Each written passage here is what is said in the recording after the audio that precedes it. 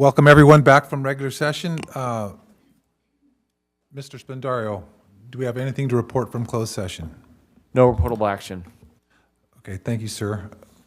I call the meeting to order. May I have a roll call vote, please? Roll call vote. Here. Here. Here. Member Lozano. Here.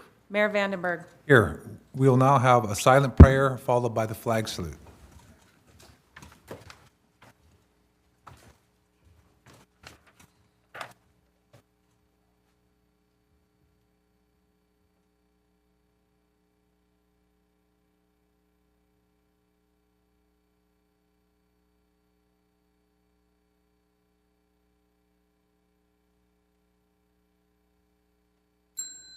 Salute, pledge. I pledge allegiance to the flag of the United States of America and to the republic for which it stands, one nation, under God, indivisible, with liberty and justice for all.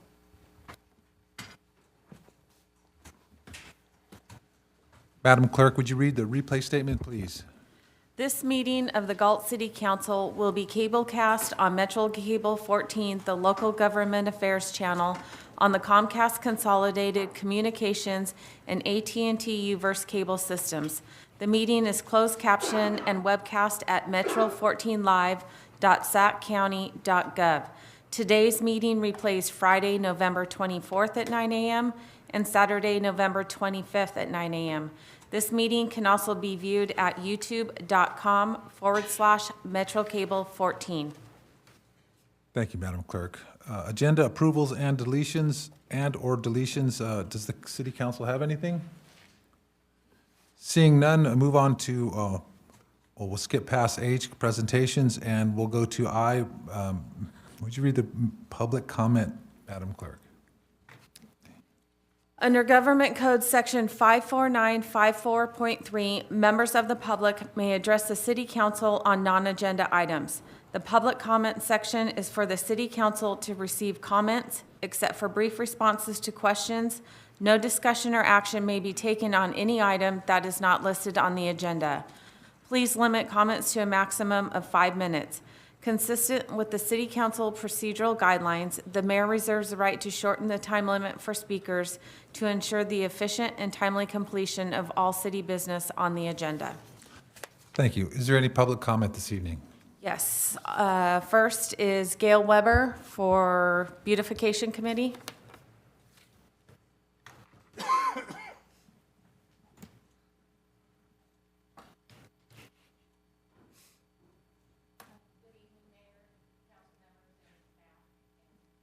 My name is Gail Weber. I am the chair of the Beautification Committee. I'm here with Candy Del Grande.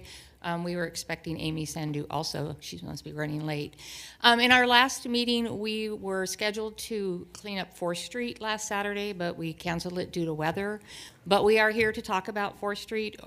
We are in need of garbage cans on 4th Street, especially the D to E block and the block behind Spawns.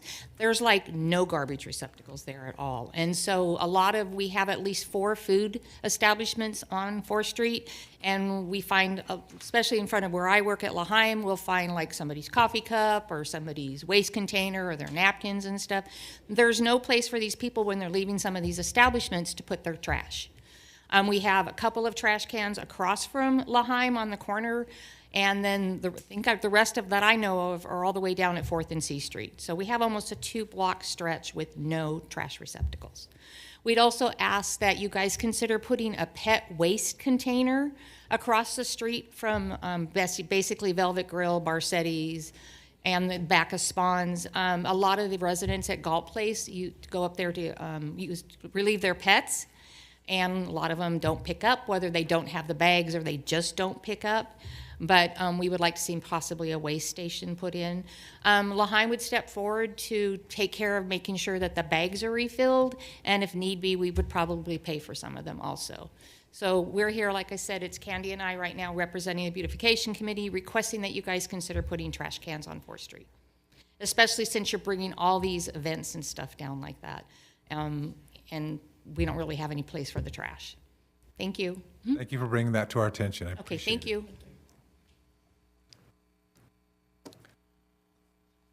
Ken Lee.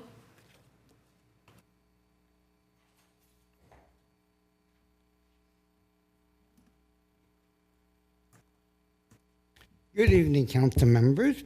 I'd like to see a quarterly senior symposium to help address things to get done with the county, state resources, because there's a lot of current concerns that seniors voice individually, and if we all got together and voiced it at the same time, we can probably cure some of this stuff. There are big numbers of seniors getting the same scams: the internet, the automatic payments taken out of your accounts, credit card skimming, the food stamps are being skimmed on the credit card machines, and they won't give you your money back to state. And there needs to be more knowledge of state, local programs, such as food security. There's gas money available to go to the doctors for those in need to meet their appointment. We need basically to inform people more of bus transportation in town and our neighboring local towns. There's health and safety issues, and basically there are programs that are available that a lot of people don't know about. A lot of people don't know you can get meals from your Social Security supplemental, and you can get one of those car buttons, and they pay it. And so now, with the younger folks trying to attack the seniors, we need that now. And a lot of people need mobility equipment, but they don't have the resources. We go to South County Services, which helps. And it's time to show our collective senior buying power, because it does change with numbers of people complaining about the same issue. I do have concerns at the flea market on fire control. There are more people cooking off their trucks now, such as barbecue pits, pizza pits, and they should be required to have a fire extinguisher. In the trucks, they have a fire extinguisher, but those that are cooking outside on trailers and stuff don't have fire suppression. And the flea market, golf carts should be equipped with a fire extinguisher. You can get a fire extinguisher if you know where they're at, but by the time you run down there and get it, the fire's already grown. And by having them on the golf cart, it's a backup to help suppress the fire. Because, plastic tarps, they burn and spread easily. The flea market in the old days used to have a requirement that the tarps be fire resistant. They don't require that anymore. Some flea market caught fire before, and a lot of people got burned bad because the plastic sticks to the skin on the clothing. And so basically it's just trying to ward off a problem that could occur. Thank you. Thank you, sir. Hey, Mr. Mayor. Yes. Just want to make a comment. So I know the Commission on Aging in the past had done this, like, where they'd bring in like an IT expert that would do these things. They do the senior bingo. They would like do these educational forums where they'd educate seniors on different things, whatever. So wondering maybe we could reach out to our appointees on the Commission on Aging, or I'd be happy to do it. I know Armando's not here tonight. And just see if that's something maybe they could start a conversation with, bringing that stuff back or something. Sounds like a great idea. Anyways, just bring it up. Thanks. Thank you. Chris Brossman.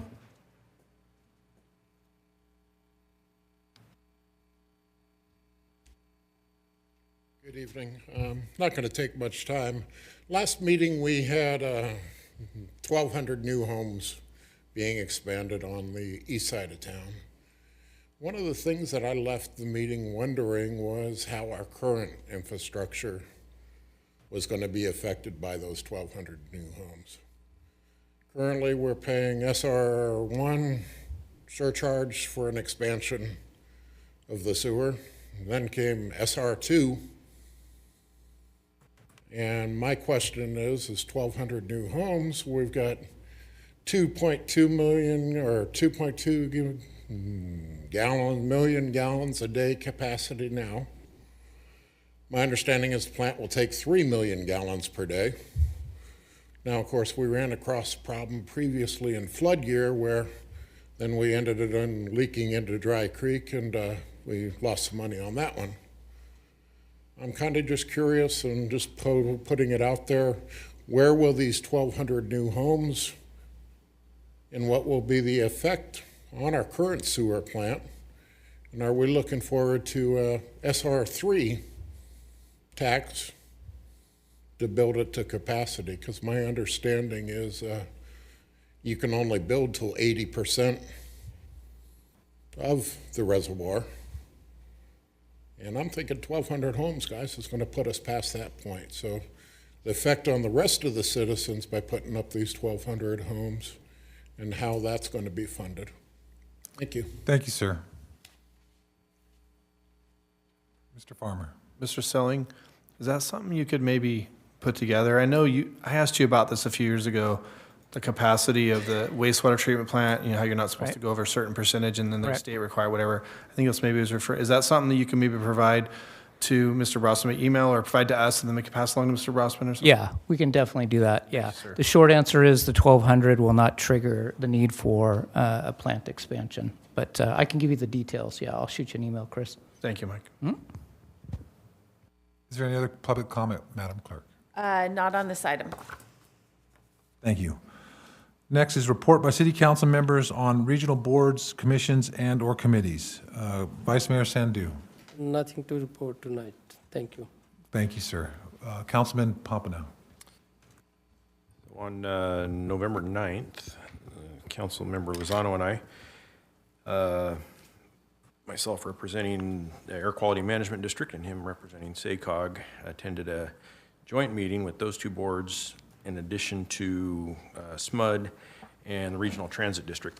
And it's kind of a first-time thing, I don't know, statewide, nationwide, to bring those kind of four groups together.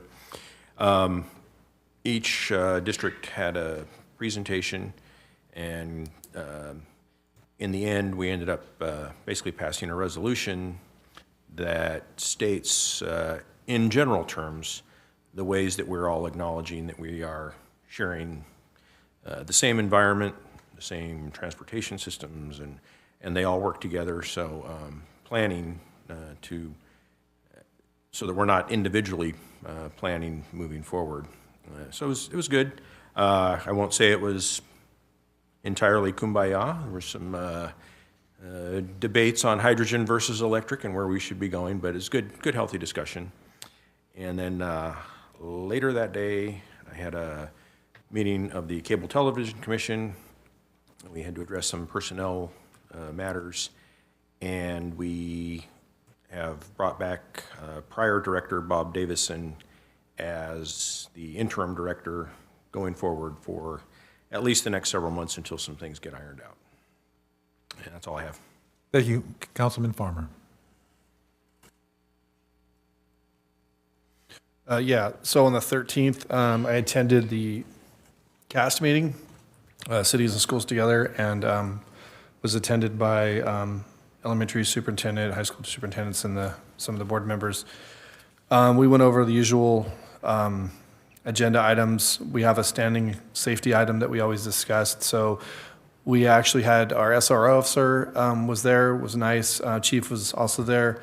And we kind of, just went over everything that has to do with school safety and all that. So that's an ongoing discussion we have.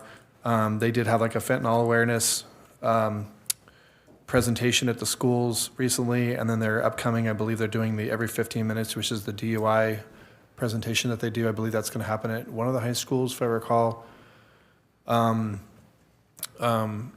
I like having the SRO there because they're like the boots on the ground in the schools, and they're kind of telling us, what they see, issues happening and all that. We talked about enrollment. Good news is elementary district actually is slightly up enrollment, which they were surprised. High school is still down a bit, which they expected. And then the only other thing was, and I don't know if I'll be stepping out of line, Chief, on the SRO thing. Is that okay to mention that?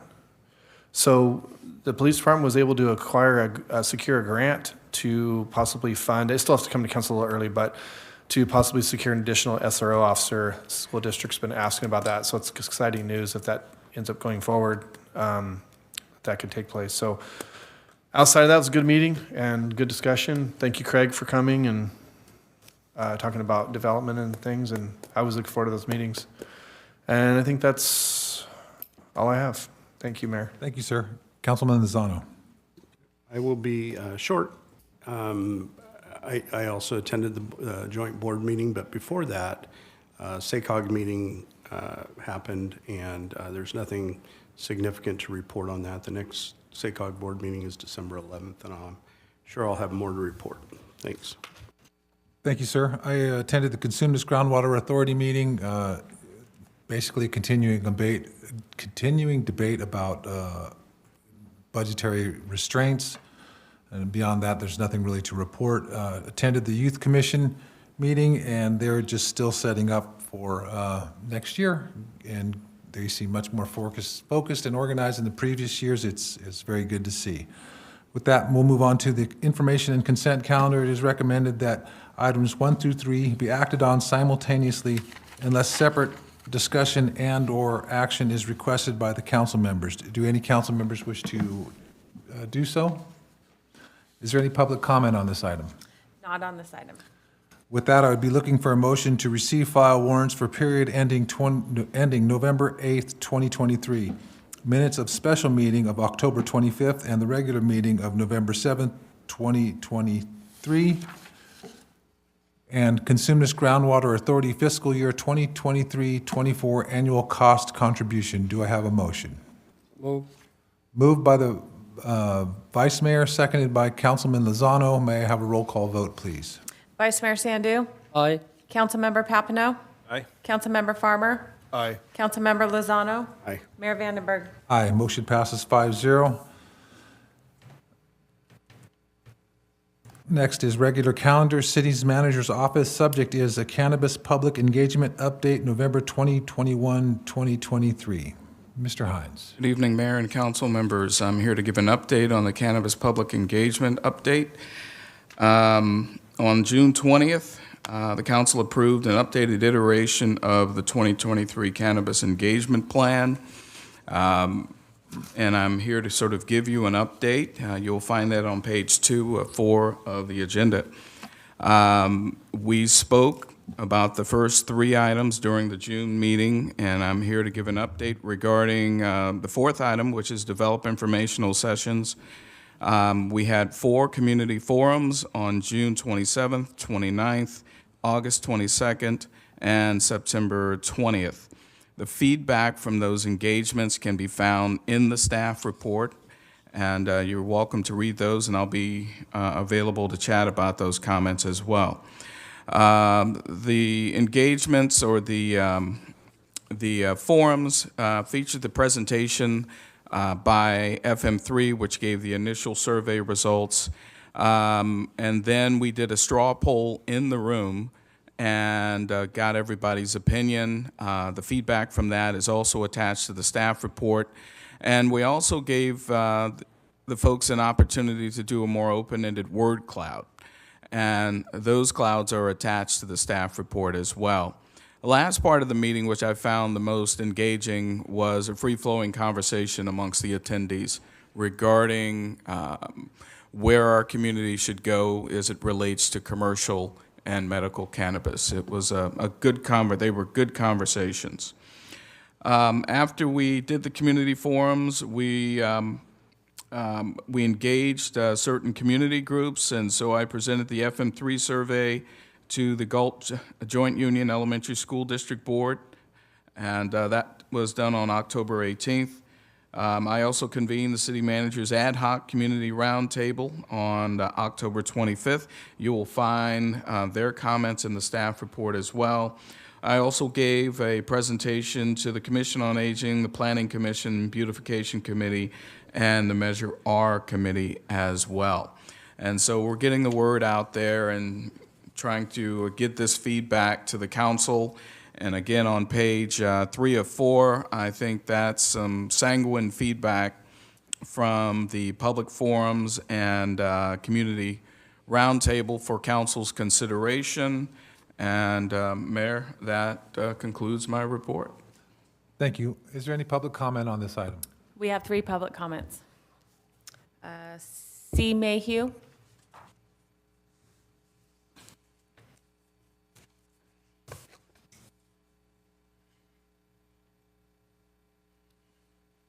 Hello, my name is Chris Mayhew. I'm a longtime Galt resident and U.S. Navy veteran that has been diagnosed with PTSD.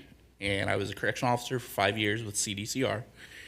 I suffer from chronic migraines that'll cause me to miss work and family activities. I was prescribed medication that the side effects were suicidal ideations and tendencies. I've never had those side effects before. I was injured in the line of duty while escorting an inmate. So I had to give up my career as a correctional officer. The use of cannabis products has helped me with managing the pain without the use of opioids or other medications that cause other issues. There's a lot of other medications that will affect your liver, your kidneys. So I'm speaking on behalf about using the cannabis products to help me manage the pain. And I feel that a local dispensary will help the people obtain their medical and recreational cannabis. It would help with bringing tax dollars to the city instead of Sacramento and Stockton. I do not drink alcohol, but if I did, I'd have access to many bars, grocery stores, and liquor stores, and even gas stations that sell alcohol. The people who use cannabis are already in the community, so we just want access to cannabis locally. And I'm not saying let's build a dispensary on every corner, but the dispensaries are heavily regulated. They have armed security. They are regulated by the state and by the counties. There is a vetting process to get in there. Your ID gets scanned. You get verified that you're allowed to possess cannabis products. And I believe that the statistics of DUIs from the use of cannabis versus the use of alcohol, I believe the alcohol is much higher statistics for people drinking and driving than a lot of people who want to use cannabis products. So I believe that a dispensary locally would help out with will bring taxes to the city and will help the people who are already using cannabis products locally. Instead of our tax money going to Sacramento or Stockton, we could keep it in town. So, and I'm all for the safe use of cannabis. I'm not saying, hey, everybody, let's go out, let's go party. Much like alcohol is regulated to an extent. I'm not saying, hey, let's make it a free-for-all. Let's let them walk around the neighborhoods. Let's let them go to parks, using it in your house. Like a lot of people drink alcohol in their house. I don't drink alcohol, but I will use some cannabis products that will help me de-stress. That'll help me just relax. Simple things.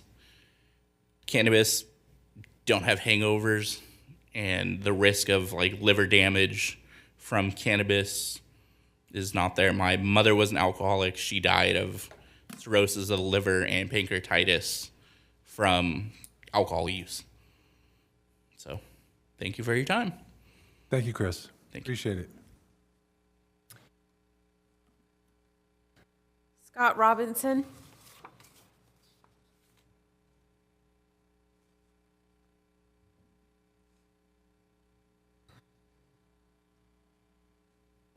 Hi, everybody. My name's Scott Robinson, and I operate a cannabis dispensary. I want to share with you what I see on a daily basis. I see over 100 people a day, most of them middle-aged and elderly, that are coming in to shop for products to find relief.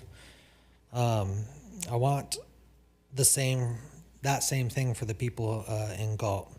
Cannabis has been legal in the state of California for a few years, and there are Galt residents who are still burdened by having to travel to find the products that will provide them relief.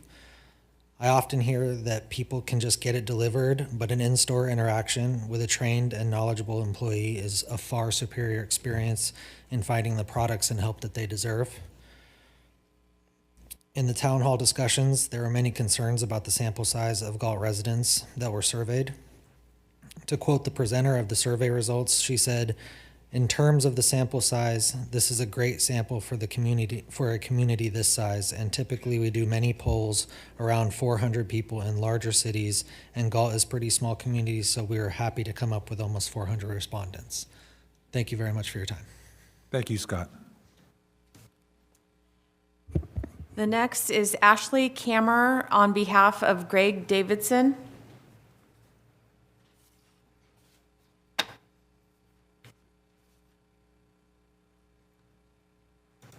Good evening, City Council and staff. Happy holidays to you and your families.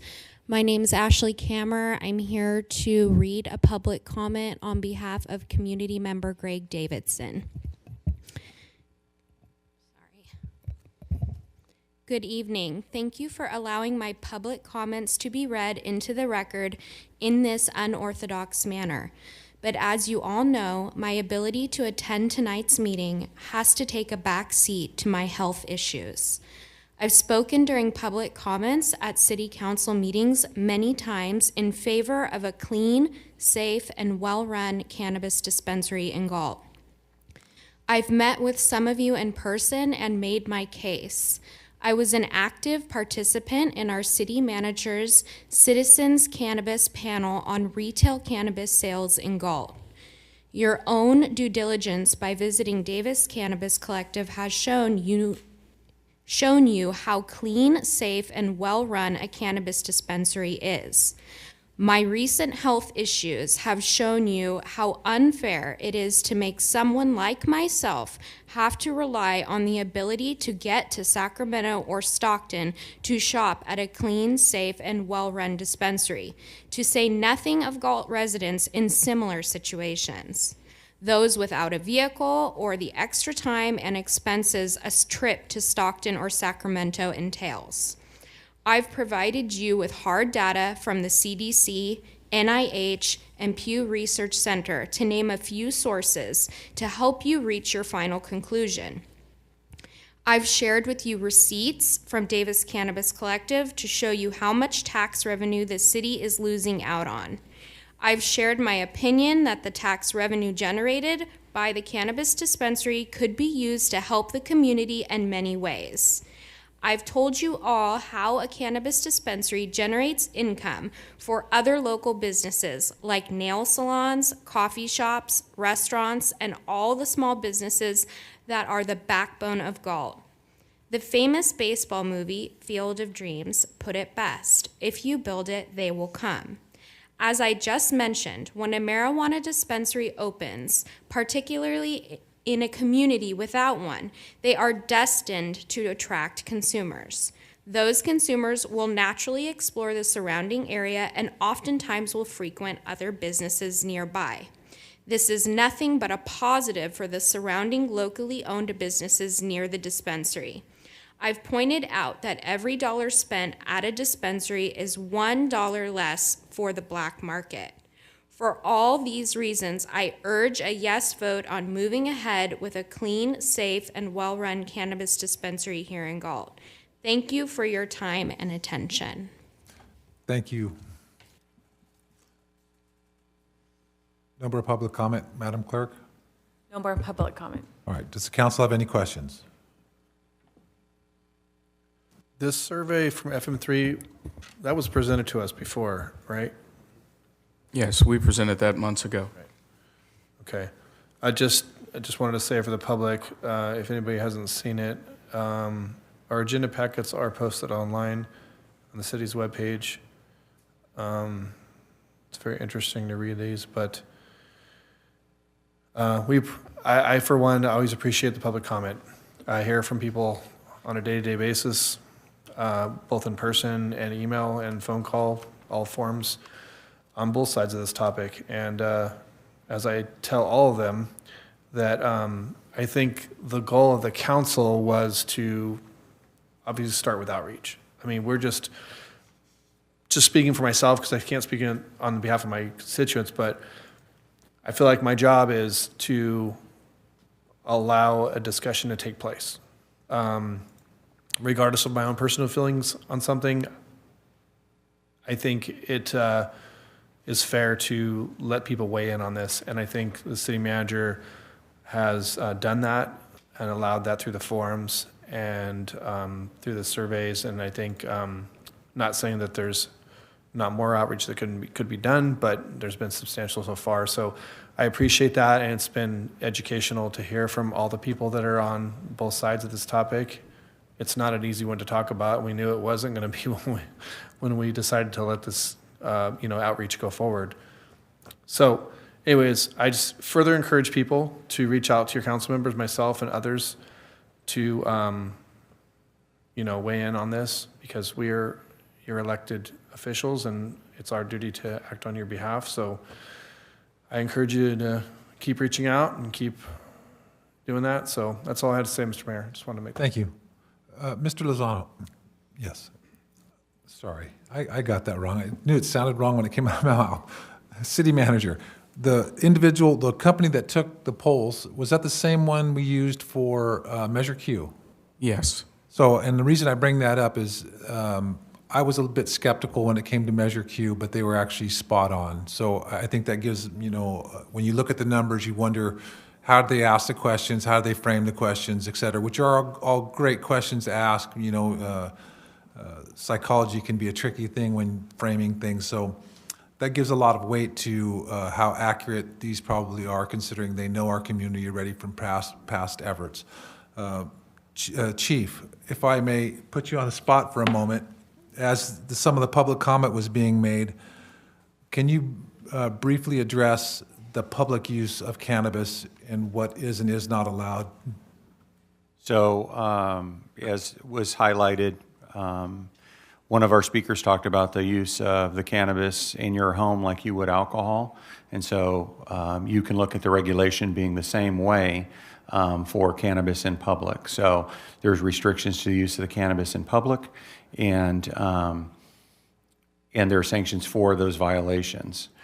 I'm not sure what specific information you want related to that, but personal use of the marijuana is permitted in the state of California. So, great point.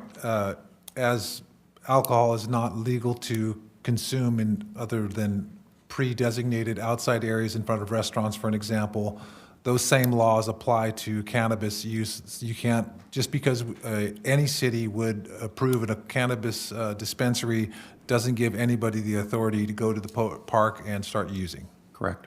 So as far as the wholesomeness of your city, I don't see it changing any in the public view, so to speak. And I wouldn't speak for the city attorney or the council, but the council can further regulate things through the municipal code related to the use of marijuana or any other. Yeah, that's a great point.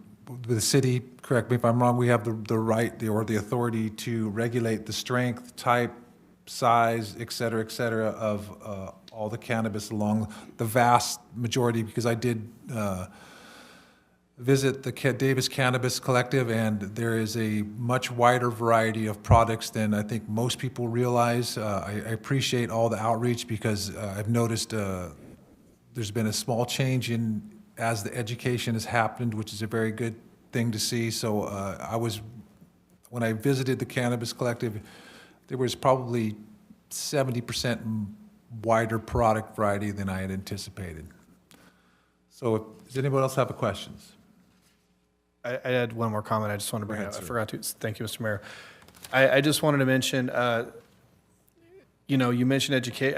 I do think that regardless of what happens with this topic going forward, that education has been, I think it's been good that there has been a lot of education overall. One thing that stood out at me, and I'm just kind of going through the survey here on our packet, is that when the people were asked if they were aware if it was illegal or legal to sell cannabis products in Galt, 20% thought it was legal already.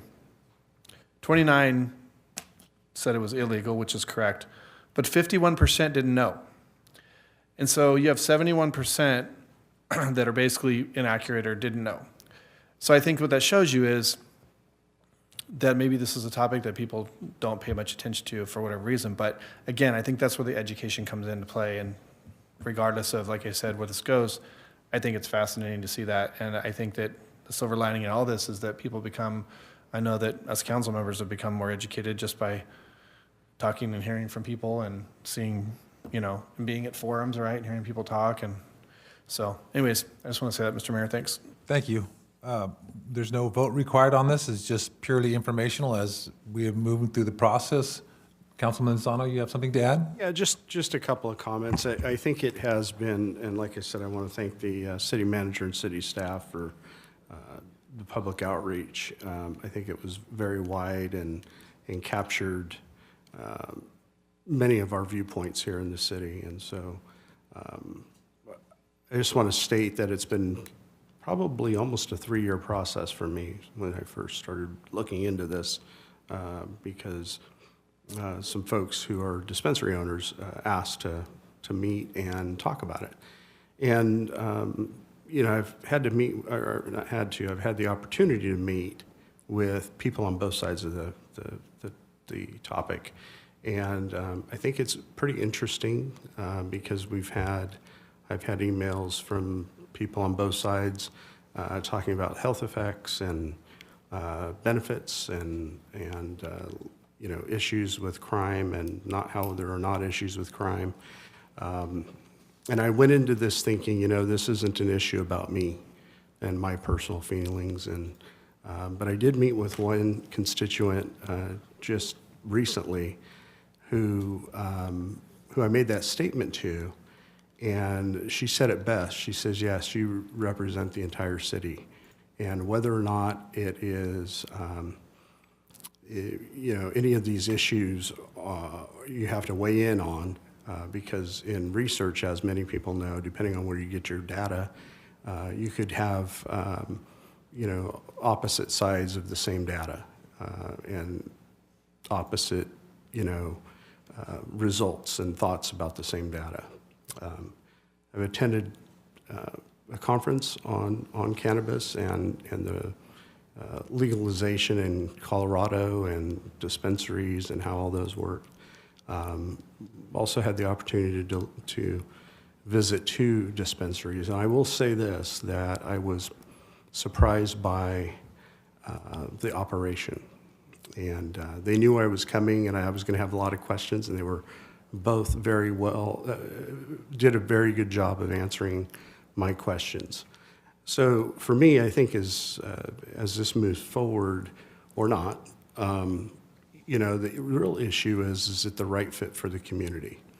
And one of the pieces of data that I was able to gather at a Cal Cities meeting, conference, as well as just my own reaching out, is that I think that someone mentioned the black market in terms of it cutting into that legal market. And what I found was that there were a few cities that have dispensaries and initially had a specific tax rate on it. One is Desert Hot Springs down in the Coachella Valley, where they started in 2017. I think they were one of the first dispensaries in California, and they started at 18%. And now they've, over the years, to keep the business going in their community for the need of the money, they've reduced the tax amount because the dispensary was not going to be able to continue on with the way that the tax structure was for the local tax.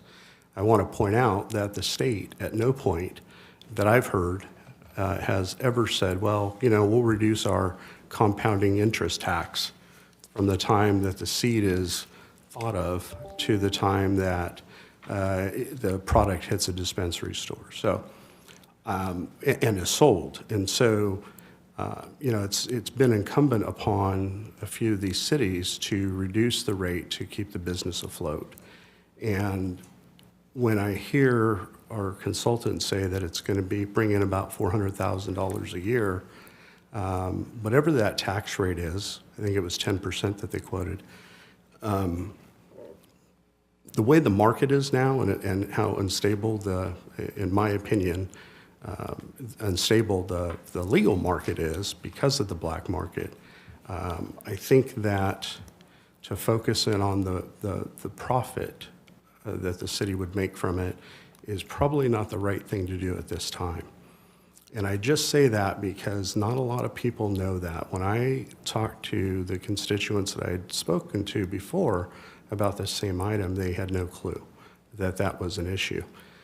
The other last thing that I found was, or not the last thing, one of the, and I'll stop here after this, but one of the last things I found interesting was 3 of the cities that I talked to were very small, some smaller than ours, and their decision, and this was talking to policymakers, to authorize dispensaries in their cities was somewhat leaned on the fact that they needed an additional tax revenue to keep the city afloat. And I can appreciate that as a policymaker. But again, I go back to, is it the right fit in our community? And, we just, I think we're doing well financially, and Measure Q will kind of, as that fleshes out, will give us a better idea. And so I don't know that the need for the tax revenue is necessarily there, especially in a market in which tax revenue is being reduced across the state for dispensaries. And I'll say that it's like I said, it's an interesting concept because when you start talking to people about it, like what my colleagues have said, is that it's the education piece has been pretty eye-opening. And I appreciate folks that feel the need to use cannabis products for medical reasons. And I appreciate Mr. Davidson and his comment. Thank you, Ashley, for reading that tonight.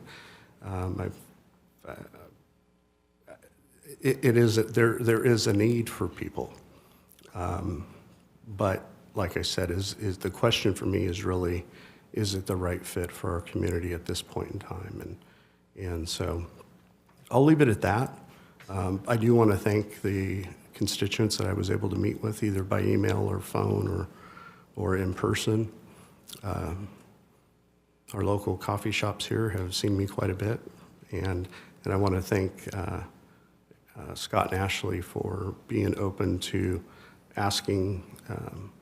answering questions that I have, and really enlightening me to the environment and the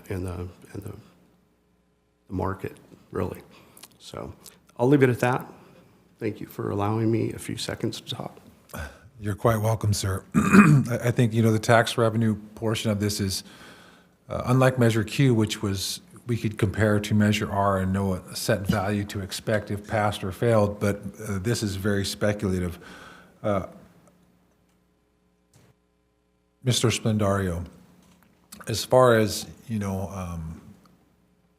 a cannabis a cannabis outlet that fit our community, what leeway does the city have in choosing any particular style and or company over another, if any?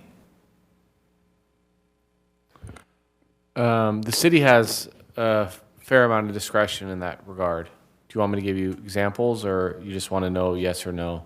Yes, that's good. So we do have leeway. Yes. A fair bit of leeway in that area. So that's another variable, obviously, and it could go on for a long conversation. But it's good to know that we can have something because, Rich and Mr. Farmer also, and everyone, has mentioned many times during many topics that we are not a big inner city, so to speak, and we try to cater things to the type of community we have, such as the Saturday market, which is a good thing. That's a good place to be.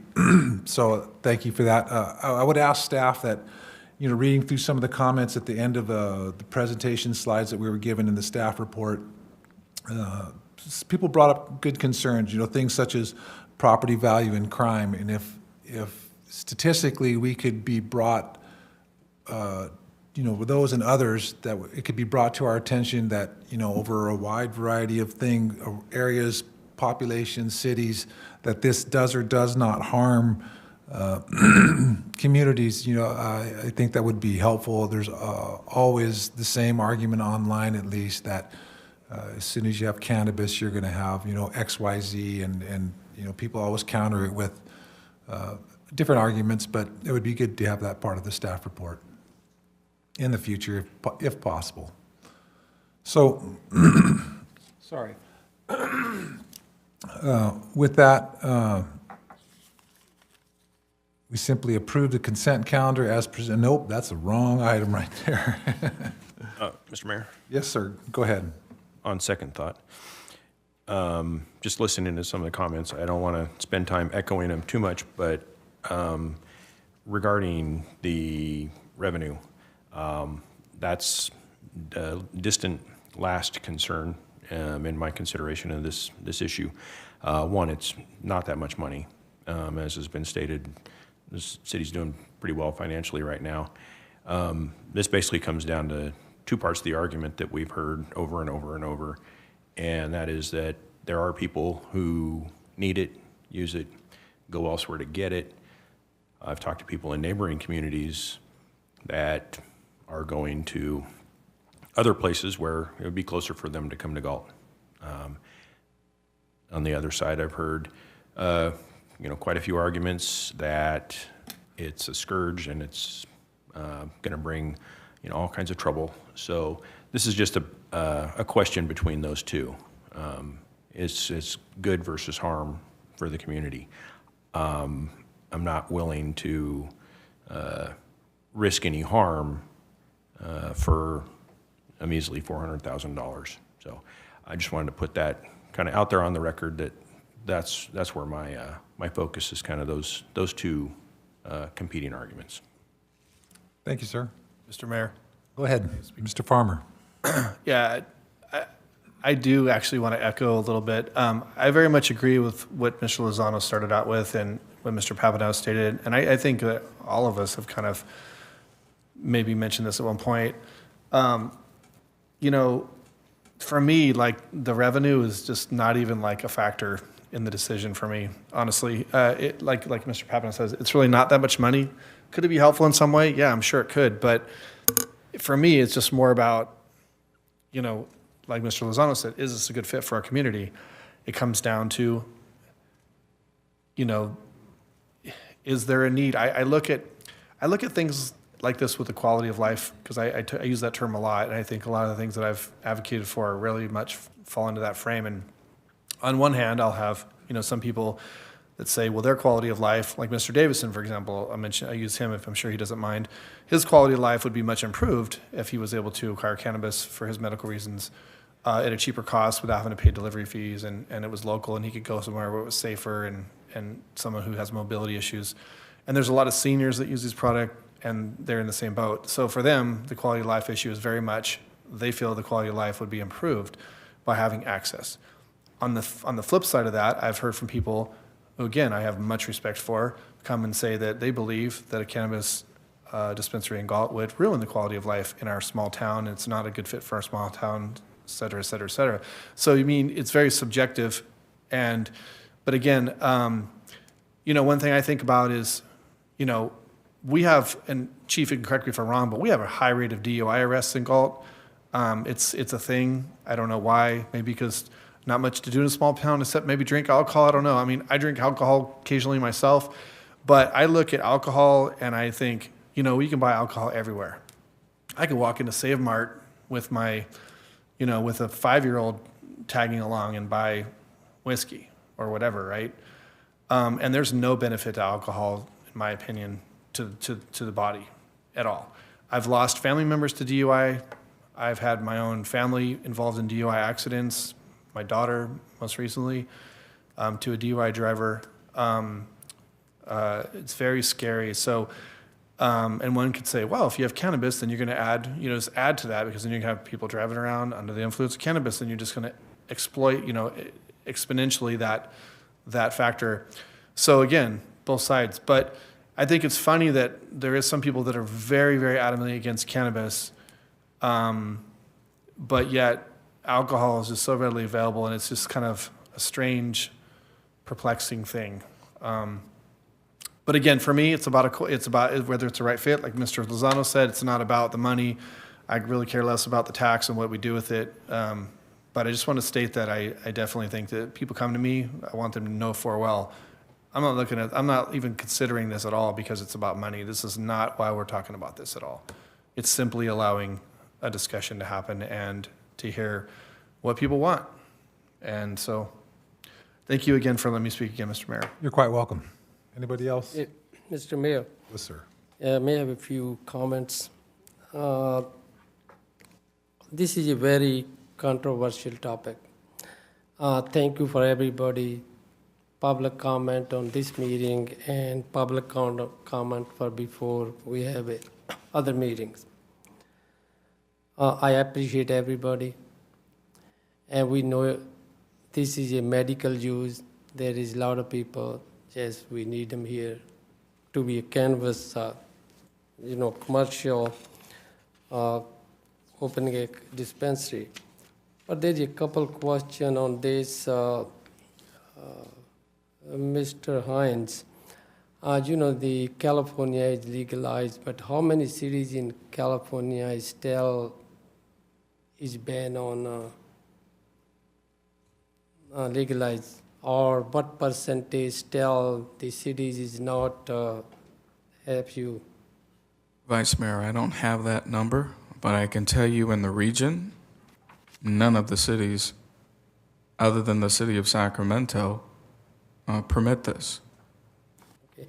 And then I think the long line, the same question I believe I asked you, but it was kind of you a little bit clear, but still was if you can a little bit more give us information about our surrounding cities, especially the Lodi, El Grove, and the part of Sacramento County does not, they ban on the commercial cannabis. There is any study or there is any region was not, because the region I would like to educate on that's a very surrounding city.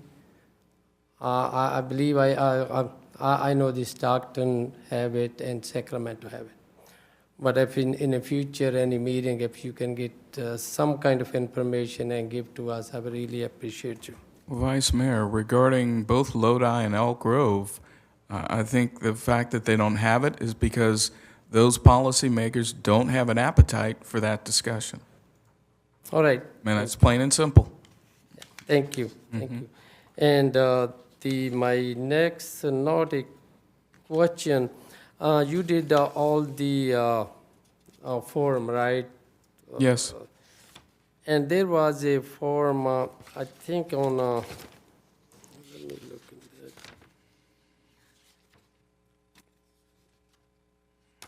at that.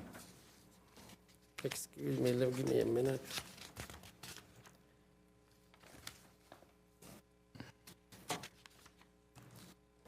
I think first form was on, I think February,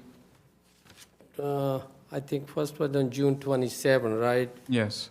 And I believe I was on that form. That's the only one I attend that form too.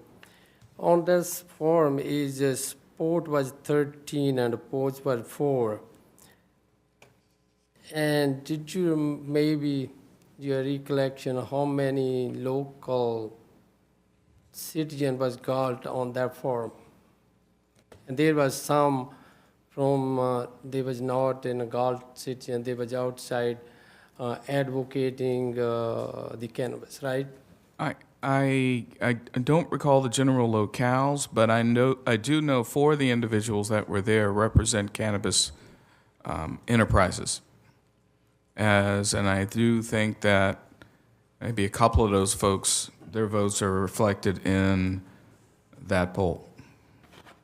Okay, and then just the other two, I'm also pointing out on the last forum, they was on September 20th, right? Yes. And that support was 4 and opposed was 8. That kind of form totally changed from first to third one. Yes. Do you have any idea or your knowledge of what has happened? Well, I think the more forums we had, the more interest we had from the public, and the more interest we had from the public, we got more of a indication that it was, at least based on the folks that were in the room, it's more of a 50-50 feeling versus what's reflected in the FM3 survey. And again, this is just the folks who attended the forum.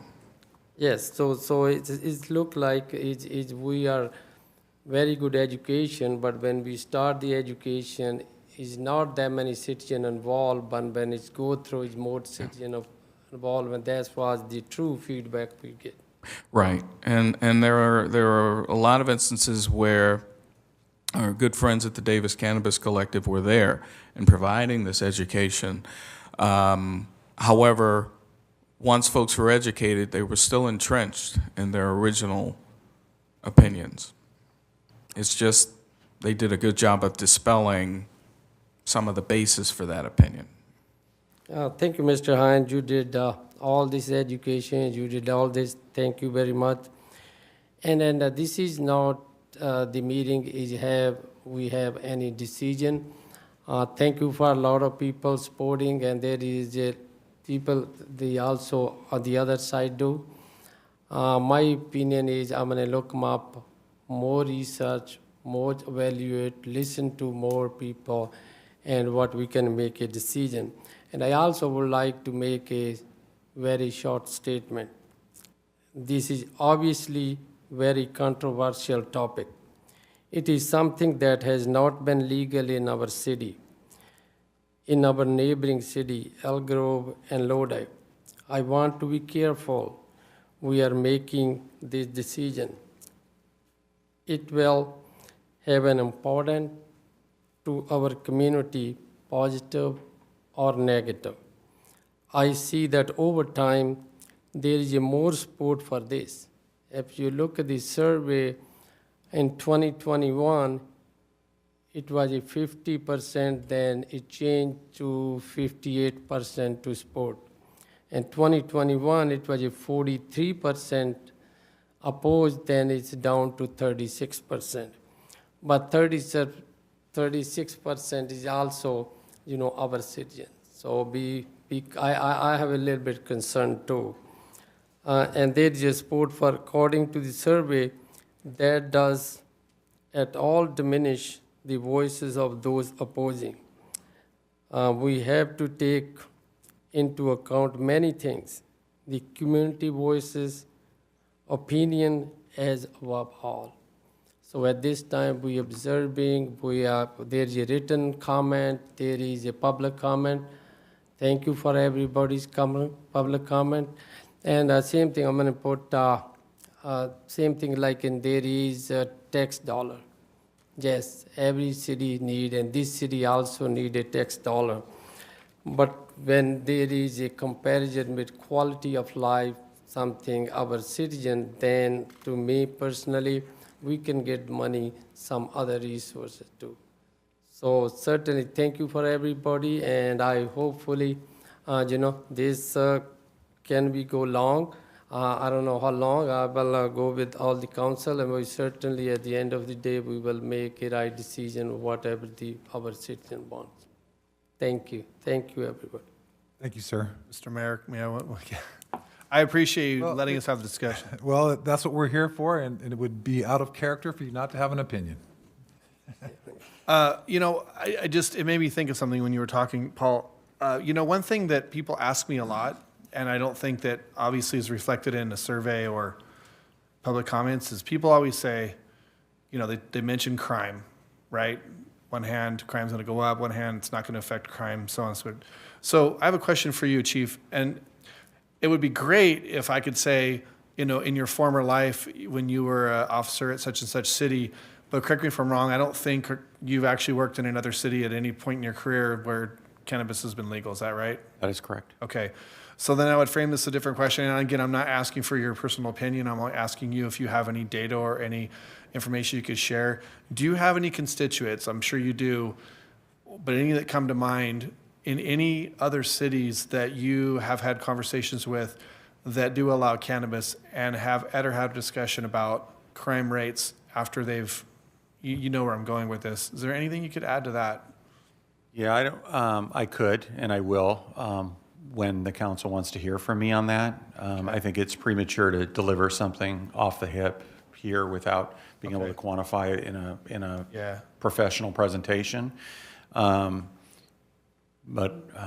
Great answer. And you, So, that's- yeah, and at the that'd end be of the good. day, we work to the policy that the council delivers, right? Because I like, it would be important to know, just out of curiosity, because I don't know that we've, again, somebody said it earlier, is like, depending on which survey you look at, it could show you this or that. So I mean, very, I guess, can be construed, but that would be interesting to see.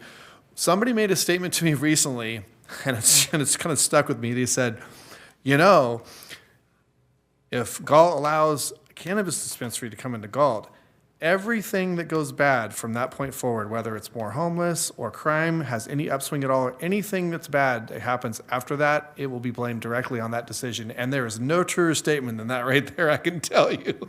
I know that to be true, but, and that's just the nature of a decision like that. But anyways, I would look forward to that if the time should present itself and we do have that, Chief. Thank you. Yeah, and I have, when Pacifica obviously was launching their cannabis program, I attended a presentation and some things with their chief sitting at the time, because that was the thing statewide about the launching of cannabis programs. And we can certainly deliver lessons learned in Colorado and other, places when it reaches that point. We've remained silent because there's a time and a place for those kinds of discussions. And so when council directs it, I'm happy to deliver that. Okay, thank you. Yes. All right, Mr. Mayor, I'm done for sure this time. Thank you. Okay, I will hold you to that now then. Okay, with that, we will move on to communication, None this evening. and then no city clerk's report? No, so communication by staff. Thank you, Mr. Mayor. One more note about the CAS meeting we had last week. In a prior meeting, I had asked the school district to develop a proposal to light their softball, baseball fields in the hopes that it would provide some relief to some of the issues we're dealing with field scheduling. They indicated in the CAS meeting that we just had that they're still working on that proposal. I would expect that proposal to be ready sometime during late winter, early spring. So I'm just giving council an advanced warning. And it's not so much a warning, but just a heads up that that proposal may be coming down the pike. And that's something that we'll need to get this in front of council for their consideration. I did not commit to any support. I did ask them how much. And I figured it might present an opportunity of some sort for the city and the school district to partner. Just wanted to mention that.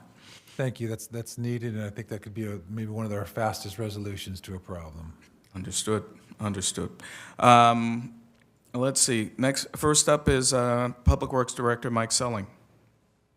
Thank you, Lorenzo. Just a couple of quick announcements. First off, the council may recall recently you approved a contract to recoat the reservoir, the big tank basically it holds water at the Golden Heights location. And the contractor is going to be starting work on that on the 4th of December. There's a bunch of sandblasting that will be occurring, and that is a very noisy process that'll probably be taking place over the next about 3 months or so. So we are sending out notices to all the residents within a 500-foot radius, make them aware of this in an effort to educate them about that and kind of a pardon our dust, pardon our noise notice for them. We may still get some complaints in the city about noise, but the work will be limited to normal working hours, i.e. about 8 to 5:30 or so, Mondays through Fridays only. But that notice will be going out here in the next, well, probably Monday. It might go out tomorrow, but anyway, just wanted to make the council aware of that. And then I'm going to stand in for Armando briefly and just note that a reminder that the pool slide meeting or workshop, public workshop, is scheduled on December 12th, and that will be at the PD Community Room from 6 to 7:30 p.m. So anybody that's interested, we'd encourage you to come out and make your opinion known. And lastly, just wish everyone a happy and safe Thanksgiving. Thanks. Thank you. Finance Director Matt Boring. Good evening. I get to share some good news tonight. We received notice that the Government Finance Officers Association awarded the city the Certificate of Achievement for Excellence in Financial Reporting. It's a big mouthful award. For our fiscal year 21-22 annual comprehensive financial report. It's the highest form of recognition in governmental accounting and financial reporting. And one of the main emphasis amongst other metrics is to make sure that the report demonstrates transparency and full disclosure. Along with that, the GFOA also presented the city's finance department with the award of financial reporting and achievement. And just an update, the purchase contract was completed today for the CFD 2020-2 Liberty Ranch bonds today. We had 100% subscription, so all the bonds were sold. The feedback we got from investors was they were very eager and interested in investing in Galt. And the overall interest rates range from 5% for 10-year bonds to 6% for 30-year bonds. Very good. Police Chief Kalinowski. Sorry, Mayor and Council. Just a reminder that our holiday open house will be on December 20th from 4:30 to 6:30. It's the Home Alone theme. And we will have stuff posted on social media, and the city will push it out on their end also. So we encourage people to attend and participate. And there's an opportunity to bring a wrap toy for our toy drive program. I'd like to thank the participation of everybody who was there Saturday night for the Back the Blue fundraiser. I know everybody would be there if they could, but we scheduled it at the best time possible, leading into a holiday week, right? So I guess that's why Littleton was available. But nonetheless, it was a great turnout, a lot of good folks. Supervisor Hume was there and did the live auction portion for us. He's very good about drawing people's money, including mine, out of my pocket. So that went well. City manager and members of the council were there, so thank you for that. They're running the totals of the commitments and everything. I'm sure we've made our goal or very close. In addition, we launched our brick program, or pavers, like we did out here at the memorial at City Hall. So there'll be an opportunity for folks to buy a brick, and we'll be pushing that information out on social media. We just launched it this week, so there's still time to make that purchase. You'll have a few months to make that happen. And then Councilmember Farmer did mention about the COPS grant, the SRO. I'm bringing that to you on December 21st, so that's where you can expect that. And like Mr. Selling said, I wish everybody a safe and happy Thanksgiving. Thank you. Mr. Mayor, that concludes staff comments. Thank you, sir. Comments by city council members and future agenda items. Vice Mayor Sandhu. Thank you, Mr. Mayor. First of all, thank you for this step. Thank you, city manager. Give us a good report, hardworking. And I also like to thank you everybody's public comment. That's very important, and that's very important issue on too. And I also like to thank you the 3 email we received regarding the canvas. Thank you for everybody sending us an email. The event I attended, Back the Blue Barbecue Honoring Officer Harminder Singh Gareba. It was great turnout. The event was sold out. We raised some fund. I thank you for Chief and POA. Everybody have Thanksgiving. Thank you. And that's Mr. Mayor. Thank you, sir. Councilman Pompano. Thanks to all the staff, and congratulations on the awards there in finance. It's remarkable to you and to city manager for the vast improvements and excellent performance that you guys have brought about. And as far as future items go, I'd like to know if anybody concurs on asking Chief Kalinowski to go ahead and bring us the aforementioned statistics as much as are available related to cannabis in various jurisdictions. I would love to hear those statistics. Yes. So that's a consensus. Whenever it works. That's all I have. Thank you. Councilman Farmer. Yeah, thank you, Mr. Mayor. I wanted to mention, I forgot to mention it earlier because it wasn't really an official thing I went to, but I did want to put a shout out to the folks at the Seventh-day Adventist Church. I went to the Veterans Dinner that they do every year. Councilman Sandu, Vice Mayor Sandu actually showed up as well. Very well attended. A lot of people work really hard, and to feed all the veterans, it was a lot of people there, and I just have a lot of respect for all the people that attended. And I can't go through all the names, but you know who you are, who you're involved with putting that event on, and it's great. And thank you for doing that every year. So I just wanted to mention, and thank you to A to Z Foundation, always big on supporting veterans. They actually donated like $2,000 to the fund that they fundraised for that event for. Just to remind everybody, all the holiday stuff that's coming up. I know we have another meeting on the 5th, but there is an ice skating ring going in. The city of Galt is putting on, starting, I think it starts Friday. They started installing it today. It's in Old Town. Very exciting. It should be there through the month of December. There's also a lot of activities happening down in the Old Town area put on by the Chamber and some of the 4th Street businesses throughout the month of December. So watch for the social media posts from the Chamber and other businesses. The lighting of the night parade, I know Armando's not here tonight, but it's on the 2nd, so when we come back, it will have been over already. Always a great parade. I encourage everybody to be a part of it. I know it's great to watch it, but being in it is really fun, so get your family together, your organization, your community group or whatever, put a float together. But if minimum, at least come watch the parade. It's always a great night. It's Saturday the 2nd, on December 2nd. And then lastly, there's several, I don't have the dates, but there's several community things going on coming up. There's a couple community dinners. One's by South County Services, which I think some of us will be serving at. I think there's another one by, I forget who the other organizations, but pay attention to the flyers in people's windows, social media, and check those out. Lots of opportunities for people to have a good meal for the holidays, put on by some of these great nonprofits and churches and things. So with that, just want to wish everybody happy Thanksgiving to all of those that are here and everybody watching online. Be safe. Hope everything goes well for the holiday and get some good food. And that concludes my comments, Mr. Mayor. Thank you, sir. Councilman Lozano.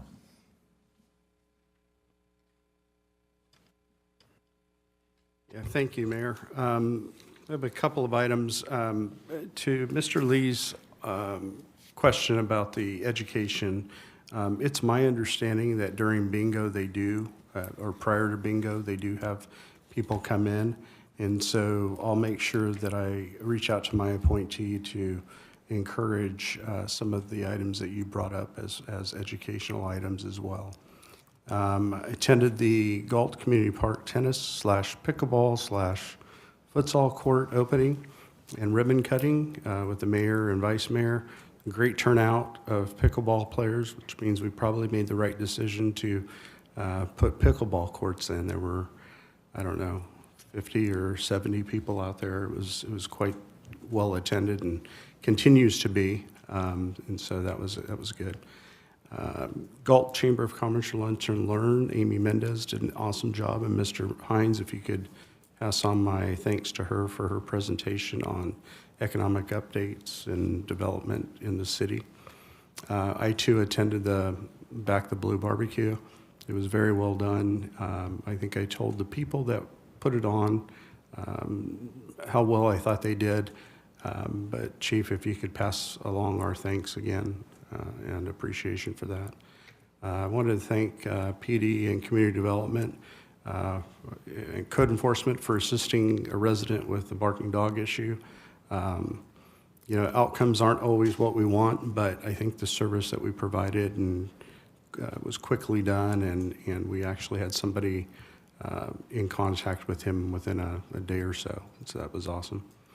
I want to thank the Sunshine Food Pantry for their distribution. I wasn't able to make it. I was headed over there and got called away. But they did a distribution of turkeys in boxes for the holidays for folks that needed it. And then lastly, to Councilmember Farmer's point about the community dinner, the Galt Sunrise Rotary Club is once again hosting the Galt Community Dinner on Saturday the 16th from 1 to 4 at the Littleton Center. My colleagues will get invitations shortly, but this dinner was on hiatus due to COVID and other community needs, but is back. And so the dinner is a free event, open to everyone in the community, not to just those who are needy. It's for everyone. And we'll have a full turkey dinner, usual side dishes, and Santa Claus is scheduled to make an appearance from 1 to 3. So if anybody wants to come see Santa Claus, we're pulling him from the North Pole for a little bit. Want to thank all the Rotary clubs in the surrounding region for their help, and the other community benefit organizations, including the Lions and Kiwanis and L'Haim and different organizations who've committed to help provide turkeys and assisting with the labor. So that's all I have, and everyone have a great holiday this week, Thanksgiving, and get some downtime for staff. Thanks. Thank you, sir. Appreciate the public comment and always the reports. I also attended the Back to Blue fundraiser. It was well attended. I enjoyed myself, and it's good to see how giving this community continues to be. Congratulations on the awards. It's always good to get recognized for doing a good job. I also attended the pickleball grand opening. I'm really glad to see it. I played a few times. It's truly a sport that everybody can play at any age and get benefit from. It can be as easy or as hard as you want it to be. On the water slide location, you mentioned that that's at the PD, but checking my phone because I thought it was different, and I'm pretty sure I got it from the city. It says Agora Aquatic Center. So is my calendar wrong, or?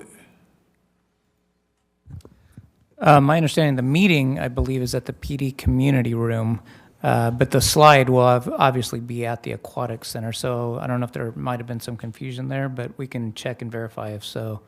But the meeting should be at the PD Community Room. Okay, I'll make a note of that. Please and thank you. Yep. And with that, I would like to end the meeting at 7:16 p.m.